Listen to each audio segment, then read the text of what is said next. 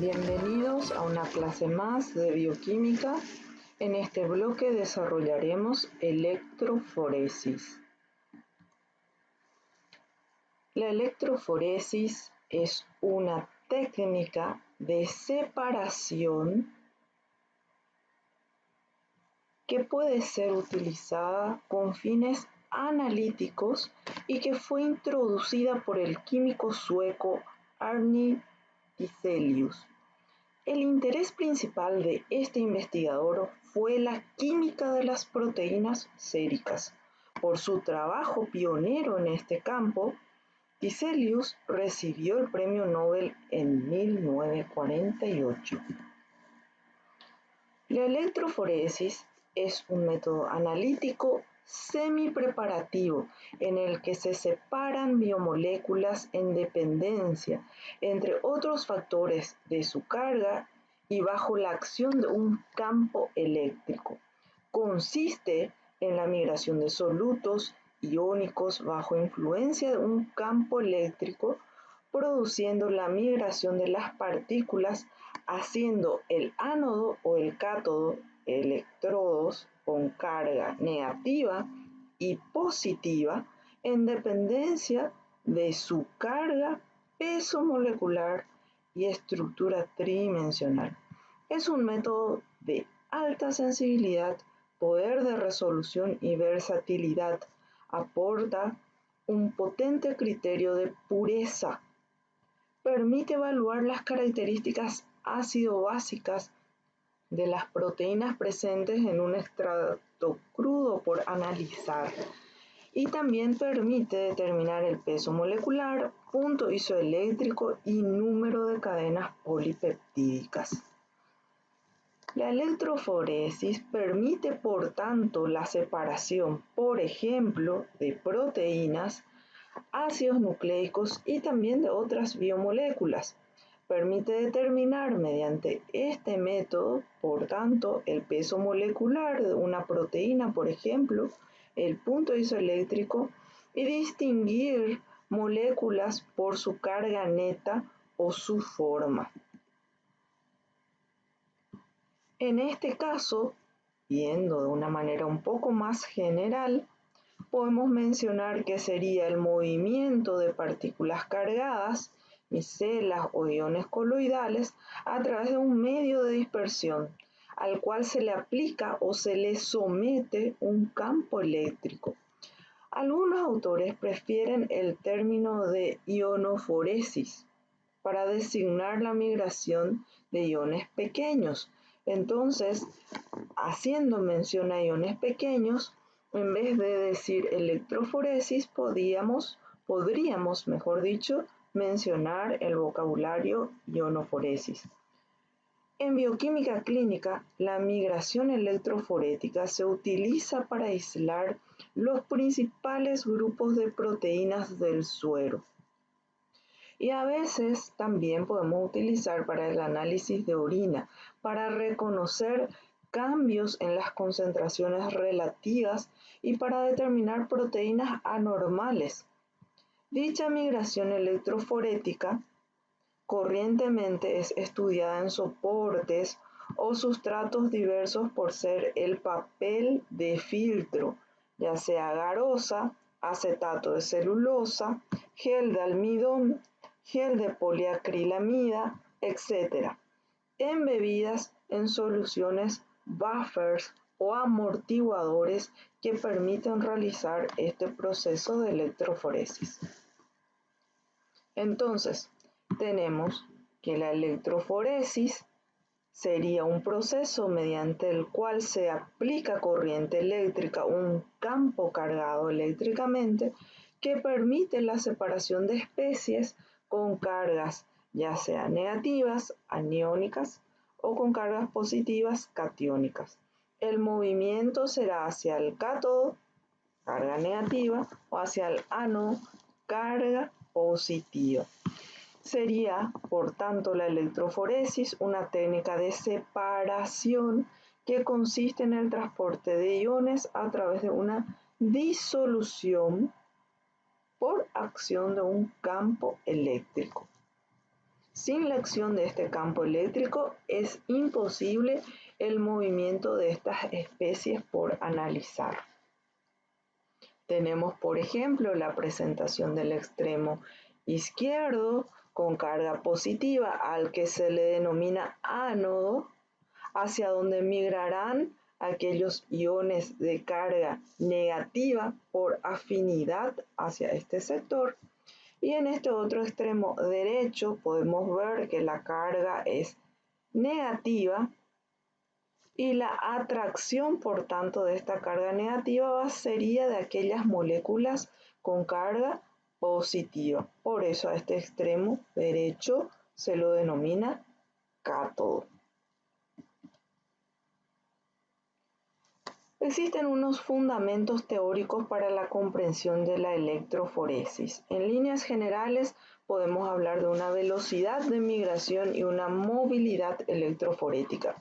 La velocidad de migración está representada por la letra B corta de la partícula, que es directamente proporcional al efecto de la carga efectiva, que en este caso está representada por la letra Q, y el gradiente del potencial eléctrico, que está representada por la letra E mayúscula, e inversamente proporcional al coeficiente de fricción F, relativo según la forma y el tamaño de la partícula, dependiente de la forma y tamaño de la partícula. En cuanto a la movilidad electroforética, tenemos que es el caso particular de la migración de un ion cuando se aplica un campo de 1 B por centímetro. Su signo es igual al de la carga de la partícula. Por tanto, la movilidad, que en este caso está representada por la letra U, es la velocidad que toma la partícula por unidad de campo. U, dependiente del coeficiente de fricción, que responde a parámetros físicos de la molécula que pueden dar información, por tanto, del tamaño y forma de las moléculas. ¿De qué depende la velocidad de migración? La velocidad para que migre este ion, proteína o aminoácido que uno desea investigar depende de la densidad de carga, su relación carga-peso, del voltaje que se aplica a la electroforesis. Si se aumenta se produce calentamiento, si se disminuye se produce separación por difusión prolongada, de la porosidad del gel que contiene como medio de recorrido, del pH, otorga la carga neta de la partícula y puede ser modificada, y del punto isoeléctrico.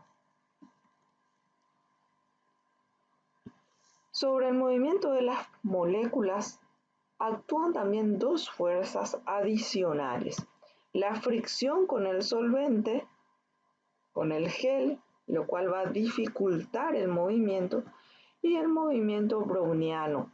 El movimiento molecular es aleatorio, ¿sí? Entonces, tenemos que ese movimiento browniano dependerá, se dará a mayor aumento de temperatura o un aumento de difusión. La sumatoria de las fuerzas provoca que las moléculas no migren de manera homogénea. Los iones comienzan a moverse formando un frente cuya anchura aumentará con el tiempo. Para producir la anchura de este frente se puede utilizar un medio que ponga más resistencia al movimiento, como por ejemplo el gel que mencionamos. Entonces la migración será lenta, pero el ensanchamiento del frente será reducido. Todo, por tanto, dependerá del gel que esté siendo utilizado para que puedan migrar estas moléculas dependiendo de su carga. Y esa carga dependerá del buffer que contiene este medio. Si se aumenta la intensidad del campo eléctrico, se puede acelerar la migración sin variar la difusión del frente, provocando que éste sea más compacto.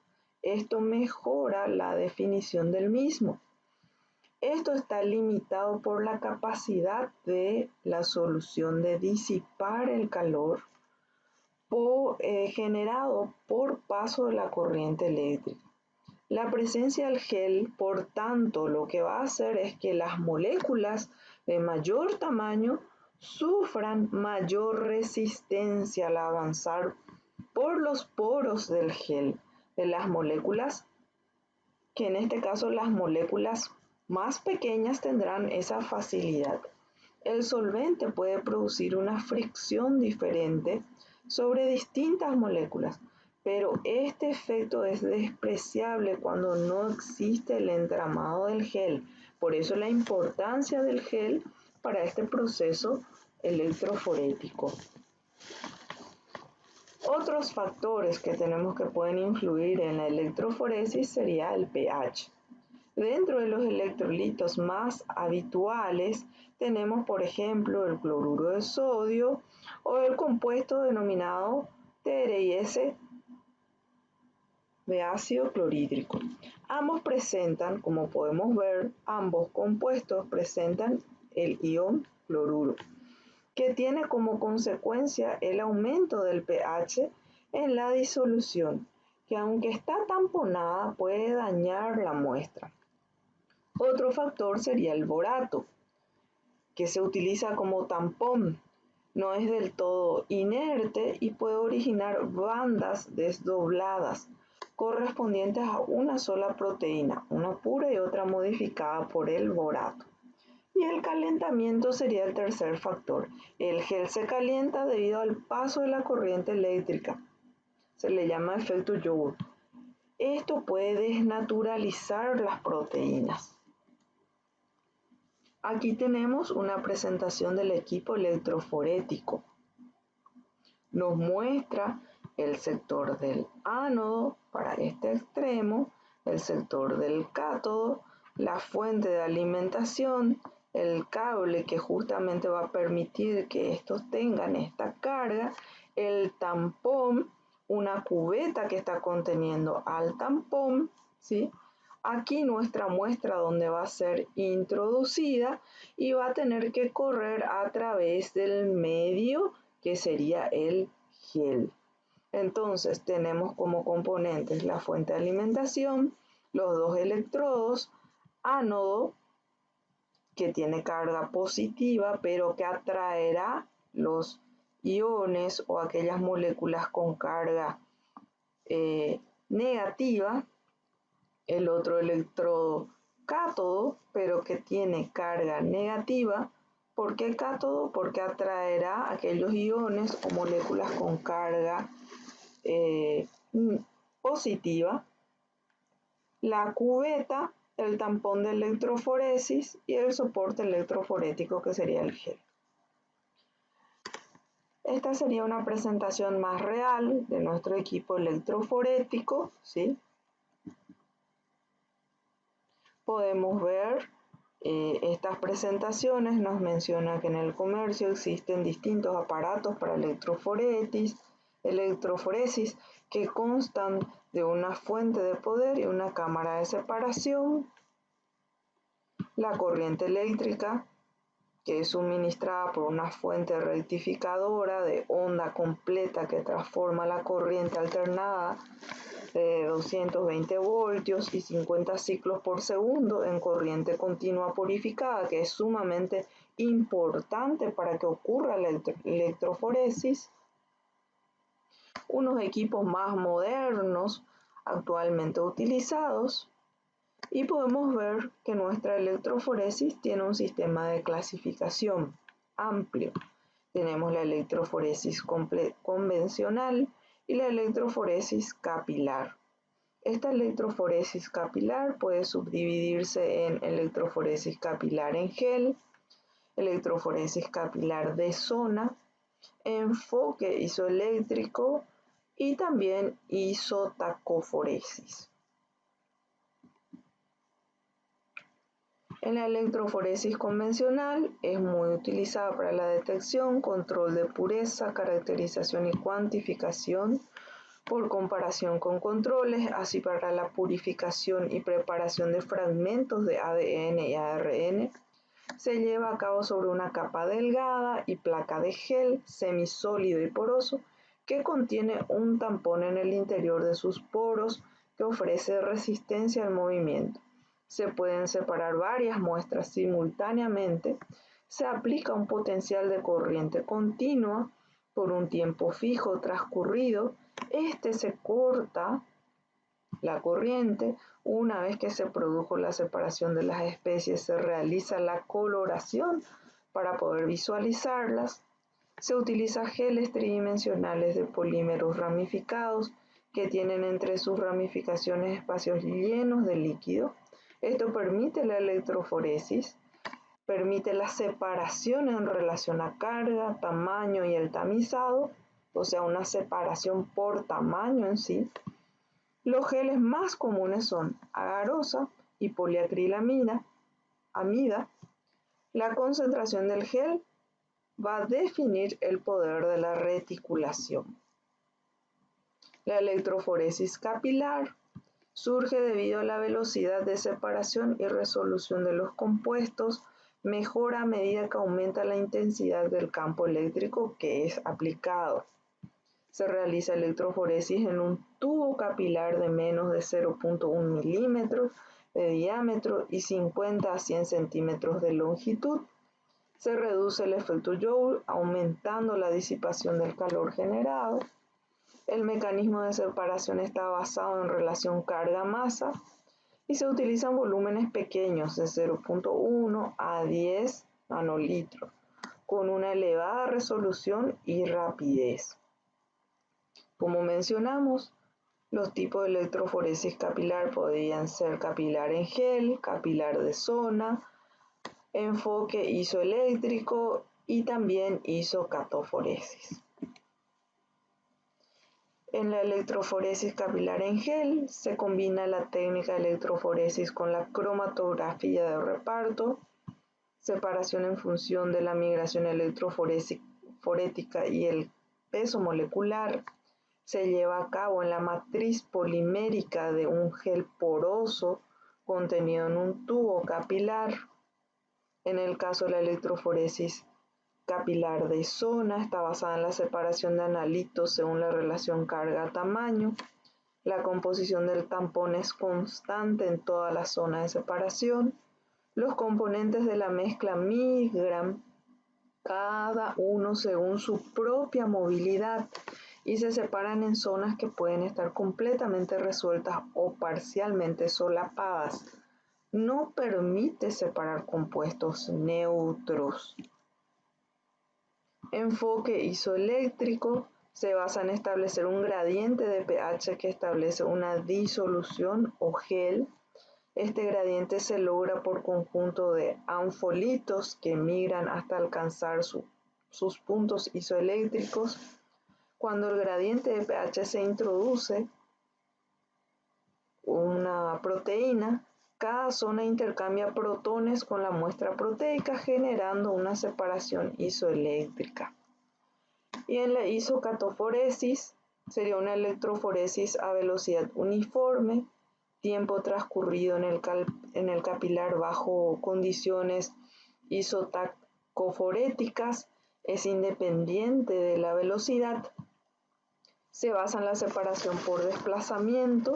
El capilar se debe llenar de un electrolito líder. Este debe tener una gran movilidad mayor a la de los componentes a separar y luego se introduce un electrolito terminal de movilidad menor a la muestra.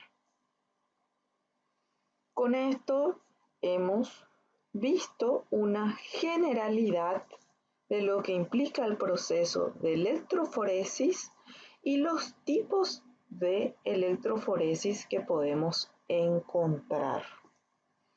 Les sugiero poder observar el video que les coloqué, es un video explicativo al respecto del proceso general de electroforesis. Hasta pronto.